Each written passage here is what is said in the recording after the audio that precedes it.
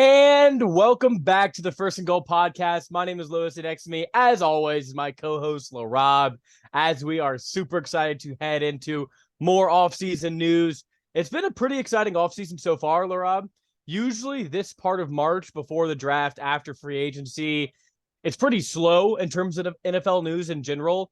I mean, you get a few things here and there, some late signings, usually veterans. My opinion on free agency is always, if you are a free agent, that means the team that let you go didn't want you anymore. So there's never really great free agents. Now, I should not be the one talking, as the greatest free agent of all time, Drew Brees, completely transformed my favorite team and brought us to Super Bowl. But that's one guy. There's not a lot of other examples of free agents making huge moves, unlike in other sports like baseball and basketball.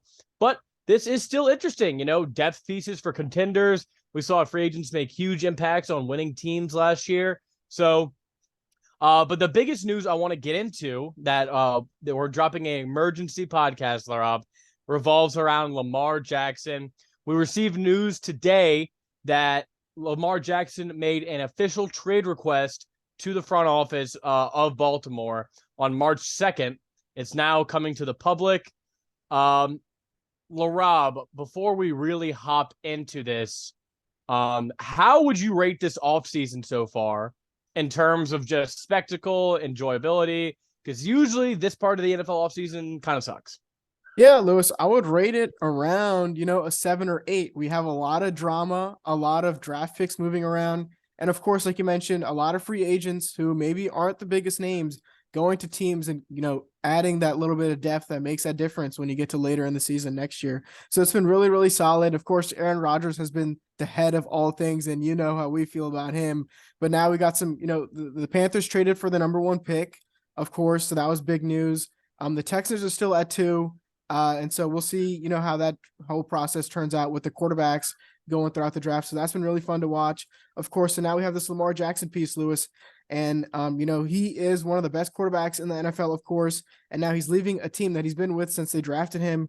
And, why don't we just go ahead and dive right into this? The Ravens, of course, the big piece or the big thing has always been that they never surrounded him with any talent, at least on the offensive side of the ball. Of course, their defense, I know you feel like they are the number 1 unit in the NFL last year, at least, especially in the latter half of the season. You can argue that. I think, for sure they're at least a top 3 unit.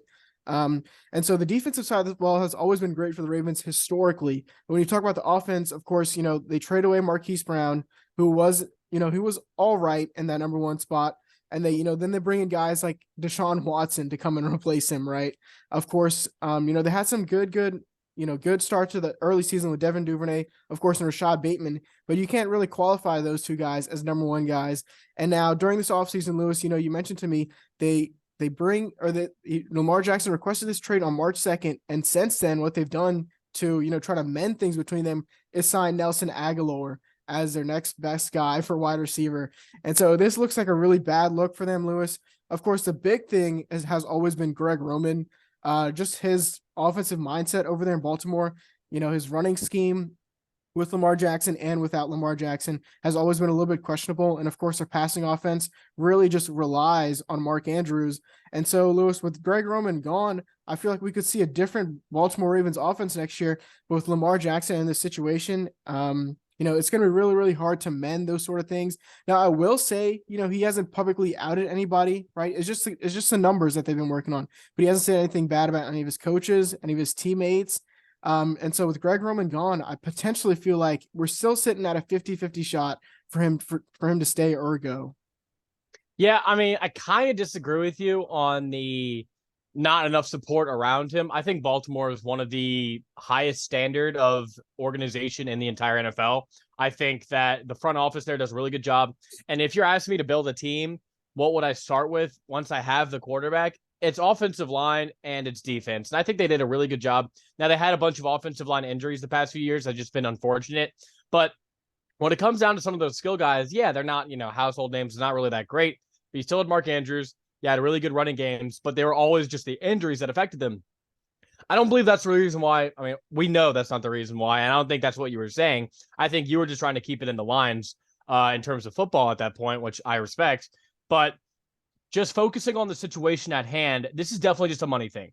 Now, whether or not this trade request is just a negotiation thing, like bargaining chip between Lamar and the Ravens to really put their feet to the fire and say, hey, if like we need to get this done, you need to pay me, you need to respect me, or I am serious about requesting a trade and leaving. The Ravens need to respect me in this decision. Now, if you had, I don't know, an agent who could maybe negotiate this behind closed doors and you don't have to go out to Twitter to help defend you, that might be a better negotiation tactic in itself, but I digress. I want to throw to you, Laraib, because I think with Lamar doing this and now it's public, I think it's extremely hard to bring him back, even if it's just a negotiation tactic by Lamar. You have John Harbaugh saying, our plan for next season is Lamar. Lamar is our focus. So it seems like he still wants Lamar.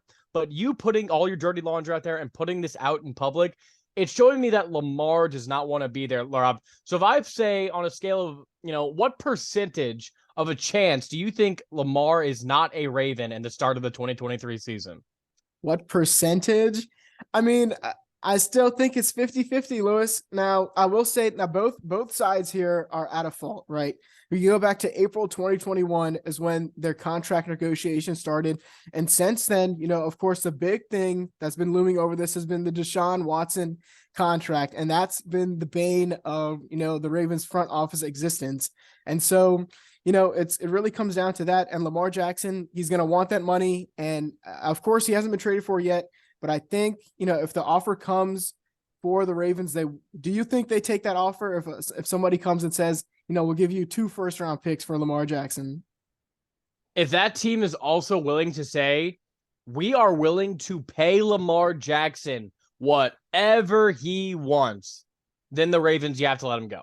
Because that's the situation here. If it's a situation between the Ravens want to pay him 35, and then, I don't know, the Falcons say, hey, we'll trade you 2 first-round picks and Lamar, but we're only going to give Lamar 35, the Ravens have no incentive to do that because the whole thing here is the contract.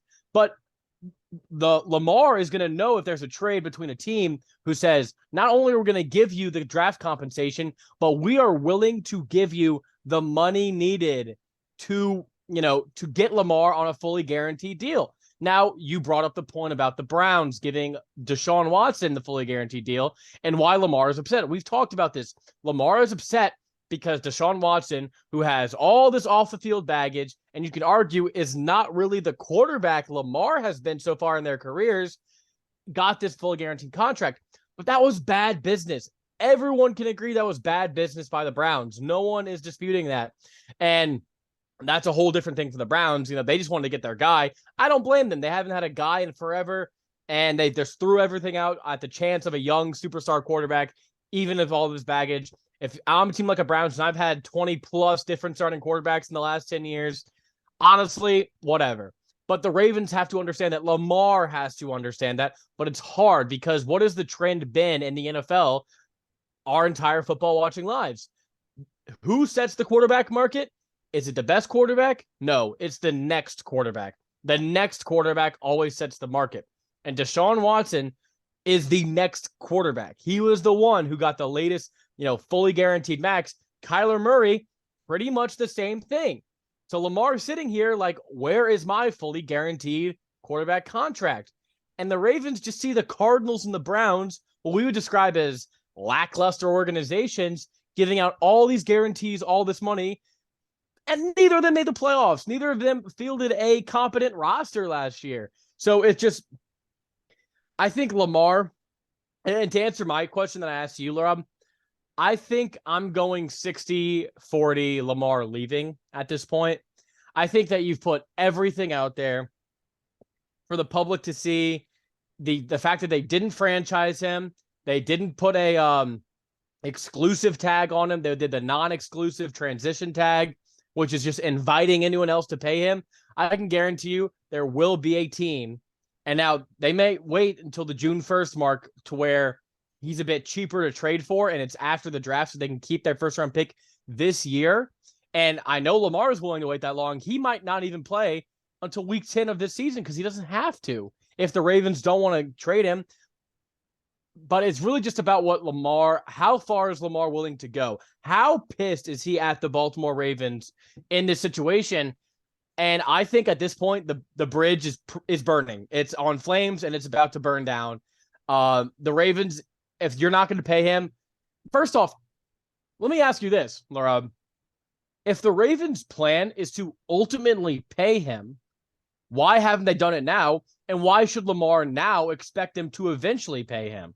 I know they're trying to do the transition and franchise tags for the 1 year bunch of money, but like this is just like a hamster running in a circle. Like, what is this going to accomplish? Like, that's why another thing why I think Lamar is gone. What do you think? Well, Lewis, we don't have an official detail on what the exact numbers are besides Lamar Jackson. Now, the numbers floating around have been, 3 years, 133. What he wanted, what he was offered at one point, what Lamar Jackson said was 3 years, 200 fully guaranteed. Now, that's the whole thing here. With no agent, we don't know what the actual number is. We don't know what's actually been going on besides Lamar Jackson, tweeting stuff out. And so, going back to your question, I don't know what the Ravens do at this point, but it's just really, really tough, Lewis. I mean, I wish we knew exactly what was going on, but I think at some point, if nobody does go after Lamar Jackson, which maybe some teams like, he's been injured the last couple of years. Maybe he just wants too much money. You look at it, historically, you look at teams, they want their quarterback cap space to be around that 20% mark, Lewis, maybe even a little bit less. Now, I know nobody will ever be the New England Patriots dynasty that was, of course, with Tom Brady. But you think about, the recipe for success is having that quarterback below that 20% mark of your cap space.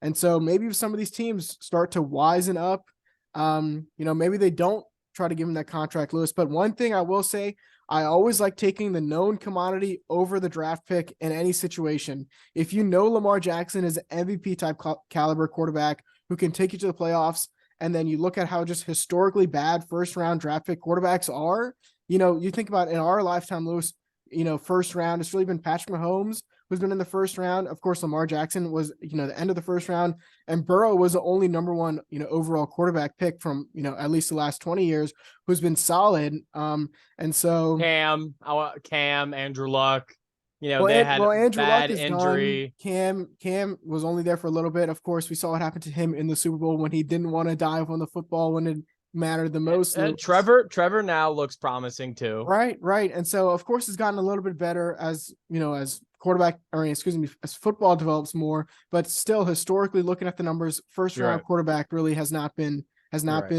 solid. So if you're maybe a team like the Texans, do you go all in? If you're a team like that's the thing, Laraib, is Lamar is 25 years old. We are not talking about a 33-year-old Russell Wilson here, who look at the trade package he garnered for the Broncos last season. This is prime Lamar Jackson. Now, let's look at the pros and cons of Lamar as a quarterback, because that is another thing that teams are held up on. You brought it up, the durability issues. Past 2 seasons, he has not been able to finish the season because of an injury, which has led to Ravens missing the playoffs.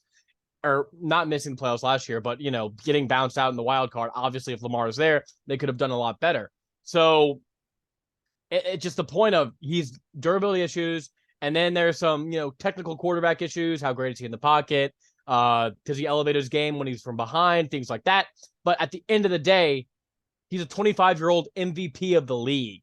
We know how much talent he has. We know the athleticism. We know it's all there. We know the work ethic's there. He's a great leader. He's a great, spokesperson for a franchise.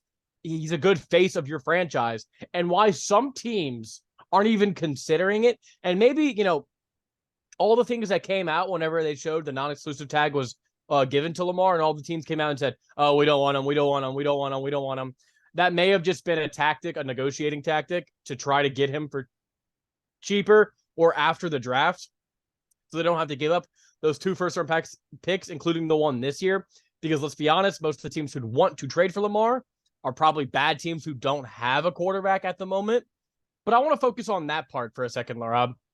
Which teams and how many teams should be considering Lamar? Because there's a lot of teams in both conferences who either have not had a good quarterback in a while, just got off of a really good quarterback, or are just kind of in a middling spot. And if they get that upgraded quarterback, that could transform them from a middling playoff team to a contender. So what teams in particular catch your eye and you think, hey, you should probably make a play here at Lamar? Well, one team that really stands out, Lewis, who I thought Tom Brady might have gone to, is the San Francisco 49ers. And that's Interesting. really, really interesting, Lewis. But I just don't think that they could ever work anything out. Of course, the 49ers have a lot of stuff already built in at Brock Purdy and Trey Lance. They trade a bunch of picks already to get to draft Trey Lance. And so to do that once again with Lamar Jackson, I don't think they can get that trade done without trading some big, big assets, Lewis. But moving on to some of these lower level teams, the Commanders, I think, Lewis, are an awesome fit for Lamar Jackson. Of course, there's been a lot of buzz about him over there.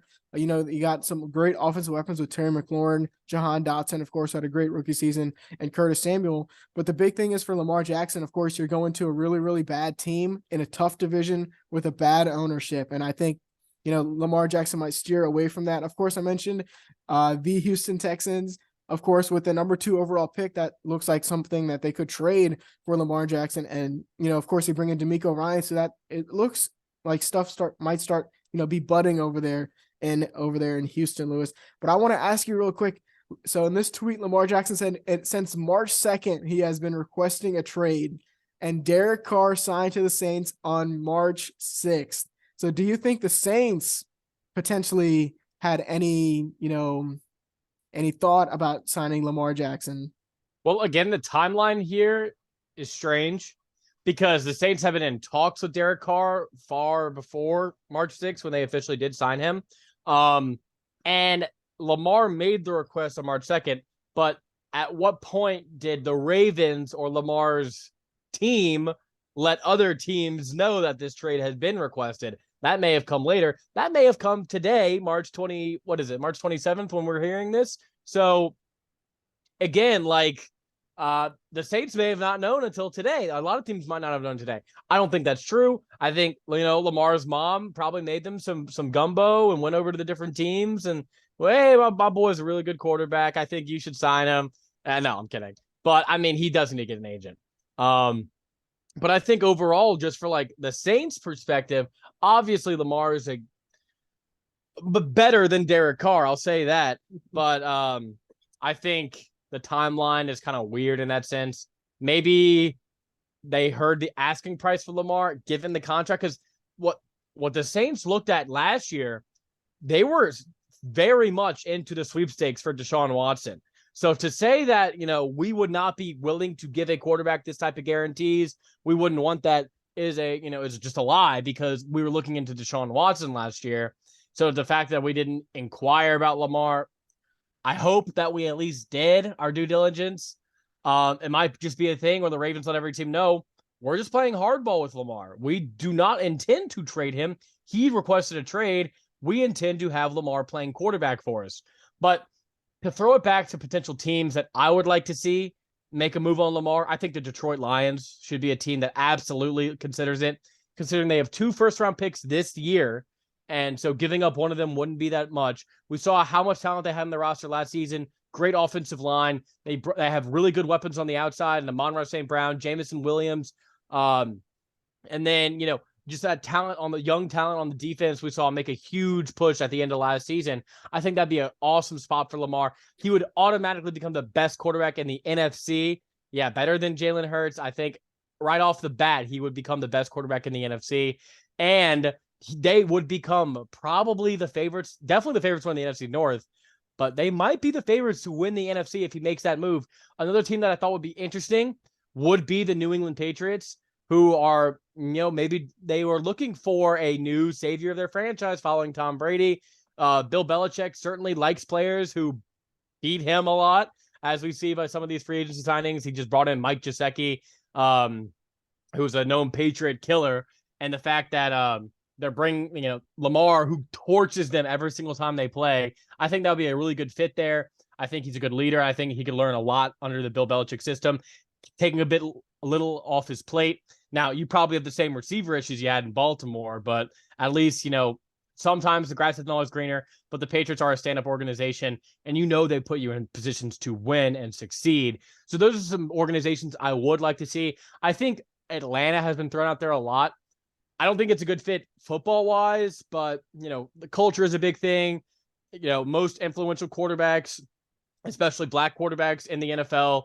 Mike Vick and Lamar, probably, two of the top guys in terms of cultural impact, and going to Atlanta, one of the big, cultural hubs in the entire United States of America. That would be a good fit in that specific market, just from a fan excitement perspective and things like that. So I could definitely see the fans getting excited for that type of match, even though I just do not think Atlanta has a competent football team at the moment, and they never will, because who dat? But I mean, that's why I think some teams should definitely be going after Lamar. But I think at the end of the day, this all comes down to, are the Ravens willing to trade him, and what the timeline for them is? Because the point I was making earlier, and I kind of just spoke it out and then didn't even think about it as I was saying it, was, if you're Lamar, how do you expect the Ravens to, give you a commitment long term? I just don't know, after all these hoops you've gone through. And what's the point of playing for them again on less money if you get injured again? And, it might just be a freak injury. It might not even be like, oh, there he goes again, Lamar. It might just be something crazy. And then your career might be over regardless. I think you need to get something guaranteed down, something long-term for Lamar, because I think this Ravens thing is over, but the Ravens' stubbornness might be the thing that wins them over. What do you think? Yeah, I think for sure. We've said this many, many times over again. If you're Lamar Jackson, you are not playing another down of football without some sort of guaranteed contract. And I think that's most likely what's going to happen, Lewis. Now, the draft isn't exactly 1 month. And so I think we're going to see a lot more buzz around this if he hasn't already been traded by that time. Of course, Aaron Rodgers still has some place to go. And, this offseason, a lot of different guys, or a lot of different teams have a lot of different question marks at who they're going at quarterback. What they're doing in the top 5 picks, what they're doing later on.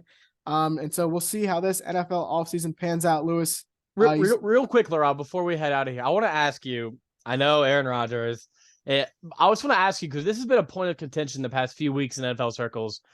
Right now, the biggest problem why Aaron Rodgers is not a New York Jet is the teams cannot agree on compensation for Aaron Rodgers.